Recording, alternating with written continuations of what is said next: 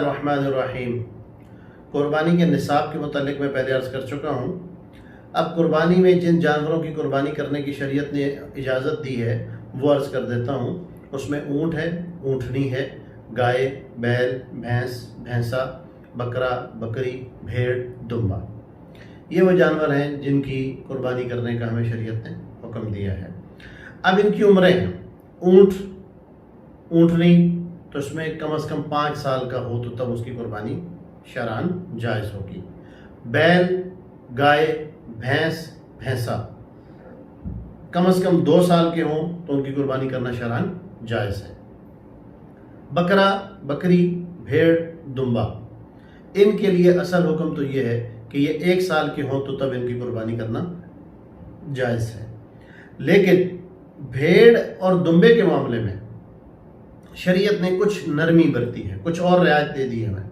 وہ یہ کہ بھیڑ اور دمبا اگر 1 سال سے کم کے بھی ہوں، 6 ماہ کے بھی ہوں، 7-8 ماہ کے ہوں، 9 ماہ کے ہوں، اور وہ سال والے بھیڑوں میں، دمبوں میں چھوڑے جائیں تو سال والوں کے جیسے لگتے ہوں، ان کی صحت اتنی اچھی ہو کہ وہ ان جیسے لگتے ہوں، تو ان کی قربانی کرنا بھی شرعاً جائز ہے۔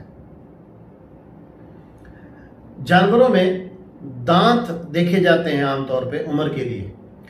جس جانور کے 2 دانت آ گئے ہوں تو کہا جاتا ہے کہ یہ بڑے جانور میں کہا جاتا ہے کہ یہ 2 سال کا ہو گیا ہے۔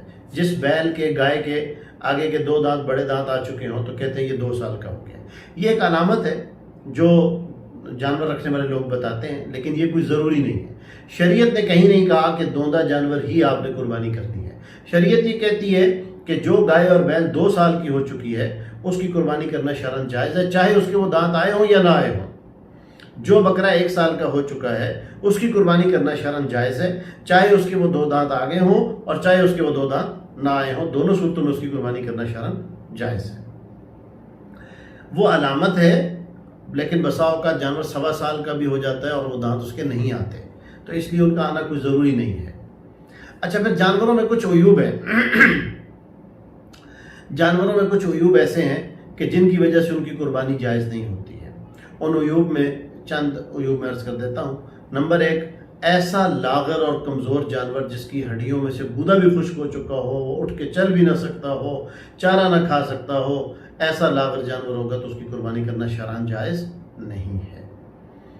سینگوں سے متعلقہ یہ سمجھیے کہ جس جانور کے سینگ جڑ سے اکھڑ گئے ہوں، جڑ سے ٹوٹ گئے ہوں تو ان کی قربانی کرنا جائز نہیں۔ اگر اوپر سے ٹوٹے ہیں، جڑ سے نہیں ٹوٹے، سینگ کا کچھ کنارہ ٹوٹ گیا، آدھا سینگ ٹوٹ گیا، لیکن وہ جڑ سے نہیں اکھڑا، تو ایسے جانور کی قربانی کرنا شرعاً جائز ہے۔ کان ہے، جس جانور کے کان پیدائشی طور پہ کٹے ہوئے ہیں تو اس جانور کی قربانی کرنا شرعاً جائز نہیں۔ جانور کے کان تو پیدائشی نہیں کٹے، اب اس کے کان 1/3 سے زیادہ کٹ گیا ہو تو پھر اس کی قربانی کرنا شرعاً جائز نہیں۔ دانت ہیں، جس جانور کے دانت آدھے سے زیادہ گر چکے ہوں اور وہ چارہ بھی نہ کھا سکتا ہو تو پھر اس کی قربانی کرنا شرعاً جائز نہیں۔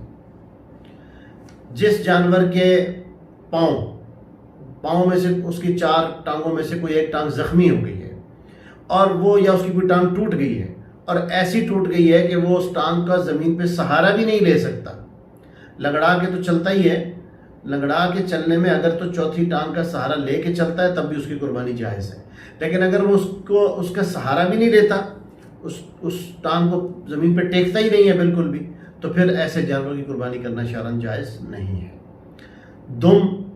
دم ایک جانور کی پیدائشی دم ہے ہی نہیں تو اس جانور کی قربانی کرنا جائز نہیں۔ دم تو ہے، 1/3 سے زیادہ کٹ گئی ہے، 1/3 سے زیادہ کٹ گئی ہے تو ایسے جانور کی قربانی کرنا بھی شرعاً جائز نہیں ہے۔ جانوروں کے تھن تو گائے اور بھینس میں تو یہ سمجھیے، اونٹنی میں تو یہ سمجھیے کہ اگر ان کے 2 تھن کٹ گئے یا 2 تھن خشک ہو گئے تو ایسے جانور کی قربانی کرنا شرعاً جائز نہیں۔ اور بکری اور بھیڑ میں اگر ایک تھن کٹ گیا یا ان کا ایک تھن خشک ہو گیا تو ان کی قربانی کرنا شرعاً جائز نہیں ہوگی۔ اگر کسی جانور کے ناک کٹ گئی تو اس کی قربانی کرنا شرعاً جائز نہیں ہے۔ کوئی جانور اندھا ہے، آنکھوں سے اس کے بینائی ہے ہی نہیں تو اس کی قربانی کرنا شرعاً جائز نہیں۔ کانا ہے، ایک آنکھ ہے ایک نہیں ہے تو اس کی قربانی کرنا بھی شرعاً جائز نہیں۔ آنکھوں میں بینائی تو ہے لیکن تہائی سے زیادہ بینائی جا چکی ہے، تو ایسے جانور کی قربانی کرنا بھی شرعاً جائز نہیں۔ گابن جانور، حاملہ جانور جس کے پیٹ میں بچہ ہو، ایسے جانور کی قربانی کرنا شرعاً جائز ہے، بہتر نہیں ہے۔ بہتر یہ ہے کہ ایسے جانور کی قربانی نہ کی جائے۔ لیکن اگر کسی نے ایسے جانور کی قربانی کر دی، معلوم بھی تھا کہ گابن ہے پھر بھی کر دی، تو تب بھی اس کی قربانی ہو جائے گی، قربانی اس کی تب بھی ہو جائے گی۔ اچھا، اگر حاملہ جانور کو ذبح کیا اور اس کی حمل کی مدت قریب آ چکی تھی، تو ایسے وقت میں کرنا بہتر نہیں تھا، لیکن پھر بھی کر دیا تو قربانی ہو جائے گی۔ اب اس کے پیٹ سے نکلنے والا بچہ اگر تو زندہ نکل آئے تو اس بچے کو بھی ذبح کرنا لازم ہوگا، اور اگر بچہ ابھی اس میں روح نہیں پڑی، وہ زندہ نہیں ہے، تو پھر وہ ضائع ہو جائے گا۔